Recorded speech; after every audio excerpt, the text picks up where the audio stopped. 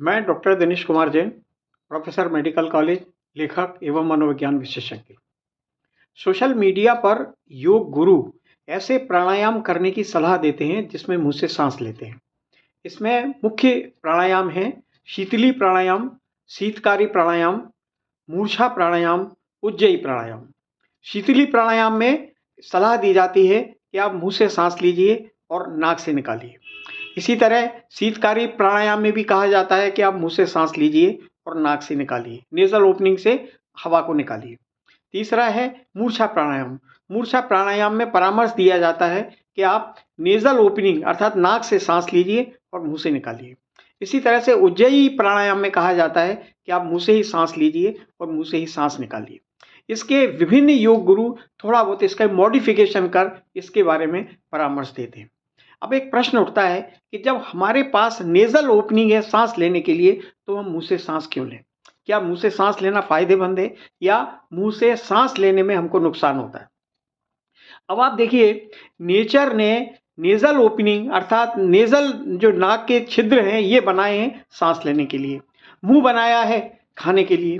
अब जब नेचर ने ये बनाए हैं और नेचर में इन अंगों का विकास हजारों लाखों सालों में हुआ है जिससे ये बहुत अच्छे ढंग से काम कर सकें, तो नेचर का जो एडवाइस है, नेचर की जो डायरेक्शन है, उसके विरुद्ध काम करके क्या हमको लाभ मिल सकता है? क्या हम नेजल ओपनिंग से जो हमारे नाक के छिद्र हैं वहां से क्या हम खाना खा सकते हैं?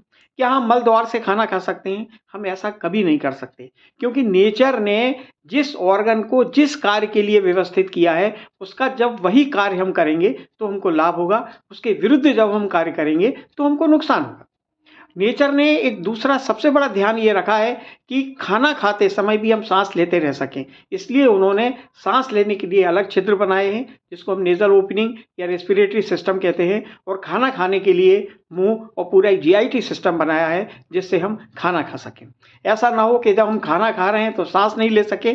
थोड़ा बहुत समय के लिए ये होता है कि जब हम खाना खा रहे हैं तो थोड़ी समय के लिए हम सांस ऑब्स्ट्रक्ट हो जाती है, लेकिन कंटिन्यूस जैसे आप खाना खा रहे हैं तो ऐसा नहीं होता कि लगातार आप खाना खाते रहें और आप सांस न लें। दोनों प्रक्रियाएं साइड बाय साइड चलती रहती है। आप सांस भी लेते रह सकते हैं और खाना भी खाते रह सकते हैं। अब प्रश्न उठता है कि क्या हम मुंह से जब हम सांस लेते हैं तो हमको क्या कोई लाभ मिलता है?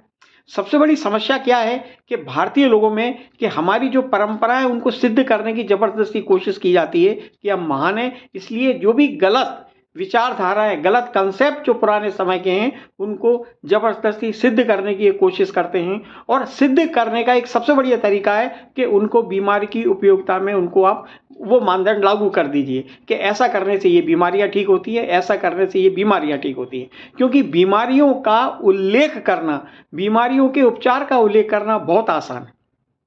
अब प्रश्न उठता है कि मुंह से सांस लेने में क्या क्या नुकसान होता है?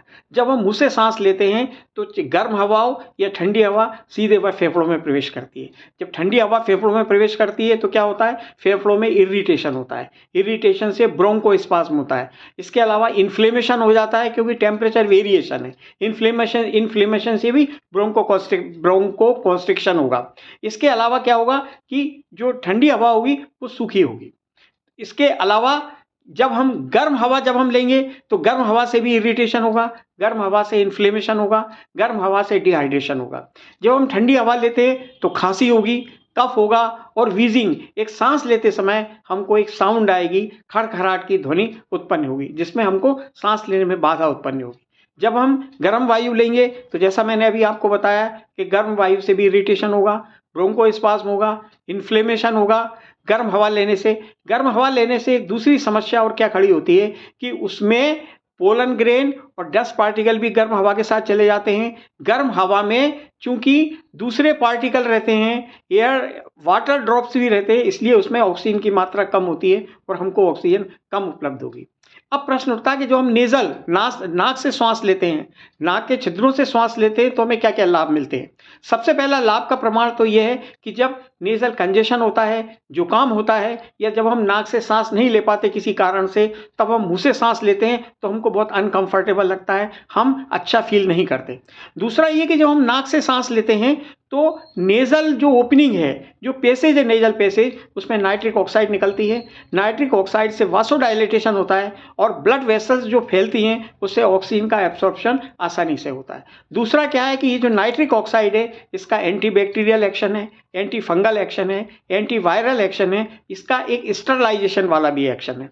दूसरा, नेज़ल पैसेज में मॉइस्चर होता है जिससे हवा में थोड़ी सी नमी उत्पन्न हो जाती है, और इसके अलावा यदि ठंडी है तो वो वार्म हो जाती है नेज़ल पैसेज के थ्रू। यदि ठंडी वायु है तो नेज़ल पैसेज के थ्रू जब लंग में हवा जाती है तो वह थोड़ी सी गर्म हो जाती है। अब हम जब मुंह से सांस लेते हैं तो क्या प्रॉब्लम आती है? मुंह से सांस लेने में मुंह ड्राई हो जाता है, ड्राईनेस से क्या होता है, जब मुंह में सलाइवा नहीं होगा तो क्या होता है, उसमें बैक्टीरिया ग्रो हो जाते हैं जिससे मुंह से बदबू आती है। ये सबसे बड़ी प्रॉब्लम है। और जब मुंह से बदबू आती है, बैक्टीरिया ग्रो हो जाते हैं तो दांतों में इन्फेक्शन हो जाता है, गम मसूड़े फूल जाते हैं, इसके अलावा गले में भी इन्फेक्शन हो जाता है। ये परेशानी आती है जब मुंह से सांस लेते हैं। मुंह से सांस लेने में एक दूसरी प्रॉब्लम क्या होती है कि लार बहने लगती है मुंह से। एक दूसरी प्रॉब्लम क्या है कि मेलो अक्लूजन कहते हैं, जिसमें दांतों का जो अलाइनमेंट है वो डिस्टर्ब हो जाता है। इसी तरह से जब हम सोते समय मुंह से सांस लेंगे तो वहाँ भी क्या होगा कि मुंह सूख जाएगा, मुंह से बदबू आएगी। इसके अलावा क्या होगा कि जब हम सोते समय सांस लेते हैं तो एक व्हीजिंग साउंड आएगा, सांस लेते समय खरखराहट होगा, स्नोरिंग का मतलब क्या हुआ कि ये जो है हम ढंग से सांस ले ही नहीं पाएंगे यदि हम सोते समय मुंह से सांस लेते हैं, ठीक है। और इसके अलावा जब हम सो के उठते हैं मुंह से सांस लेने के बाद तो थकान फील होती है, दूसरे दिन हम लगातार थका थका महसूस करते हैं और स्नोरिंग की प्रॉब्लम होती है, ठीक है, जिसको हम हिंदी में खर्राटे कहते हैं। खर्राटे की प्रॉब्लम आती है जब हम मुंह से सांस लेते हैं। इसके अलावा मेंटल फॉगिंग हो जाता है यदि हम मुंह से सांस लें। तो इसका मतलब क्या हुआ कि हमें मुंह से सांस नहीं लेना है, हमको केवल नेज़ल ओपनिंग, नेचर ने जो निर्धारित की है ओपनिंग, वहीं से हमको सांस लेना है।